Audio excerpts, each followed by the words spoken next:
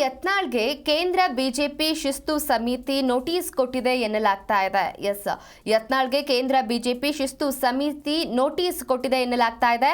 Notice ನೀಡಿದ 72 ಗಂಟೆಯ ಒಳಗಡೆ ಉತ್ತರ ಕೊಡಬೇಕು ಅಂತ ಯತ್ನಾಳ್ಗೆ ಸೂಚನೆ ನೀಡಲಾಗಿದೆ. ಆದರೆ ತಮಗೆ ಶಿಸ್ತು ಸಮಿತಿ ನೋಟಿಸ್ ಬಂದಿರೋದನ್ನ ಯತ್ನಾಳ್ ನಿರಾಕರಿಸಿದ್ದಾರೆ. ಈ ಬಗ್ಗೆ ಟ್ವೀಟ್ ಮಾಡಿರುವಂತಹ ಅವರು ನೋಟಿಸ್ ಬಂದ್ರೆ ಹೊಂದಾಣಿಕೆ ರಾಜಕೀಯ ಸೇರಿದಂತೆ ಸ್ವಜನ ಪಕ್ಷಪಾತದ ಬಗ್ಗೆ ವಿವರವಾಗಿ ಲಿಖಿತ ರೂಪದಲ್ಲಿ ಉತ್ತರ ನೀಡ್ತೇನೆ ಅಂತ ಹೇಳಿದ್ದಾರೆ.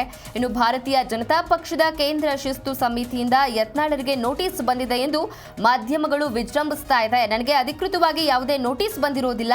ನೋಟಿಸ್ ಬಂದ ಮೇಲೆ ಕೆಲ ವ್ಯಕ್ತಿಗಳ ಏಕಸ್ವಾಮ್ಯತೆ, ಏಕಪಕ್ಷೀಯ ನಿರ್ಧಾರಗಳು, ಉತ್ತರ ಕರ್ನಾಟಕದ ಕಡೆಗಣನೆ, ಕುಟುಂಬ ರಾಜಕಾರಣ, ಕಾಂಗ್ರೆಸ್ ಪಕ್ಷದ ವೈಫಲ್ಯಗಳನ್ನು ರಾಜ್ಯದ ಜನತೆಗೆ ವಿವರಿಸಲು ವಿಫಲರಾಗಿರುವಂತಹ ಪಕ್ಷದ ಧೋರಣೆ, ಹೊಂದಾಣಿಕೆ ರಾಜಕೀಯ ಸೇರಿದಂತೆ ಸ್ವಜನ ಪಕ್ಷಪಾತದ ಬಗ್ಗೆ ವಿವರವಾಗಿ ಲಿಖಿತ ರೂಪದಲ್ಲಿ ಉತ್ತರವನ್ನ ನೀಡ್ತೇನೆ ಅಂತ ಹೇಳಿದ್ದಾರೆ.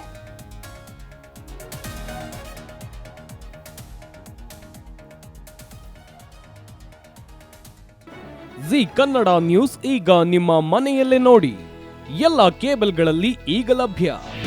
ನಿಮ್ಮ ನೆಚ್ಚಿನ ಜಿ ಕನ್ನಡ ನ್ಯೂಸ್ ಈಗ ಸನ್ ಡೈರೆಕ್ಟ್ ನಲ್ಲಿ number 292, Tata play number 1664, Jio TV number 1334, NXT digital number 30, N cable number 30, city networks 51, U digital number 162, GTPL number 17, Rockline telecommunications number 42, Shri Basaveshwara cable number 168, rural cable network 60, Vinayaka digital 57, Abhishek cable 821, city channel 53, Siddeshwara cable network 57, ವಿ4 digital infotech 628, Surya digital networks 53, Gajanan digital number 836, Malnad infotech private limited number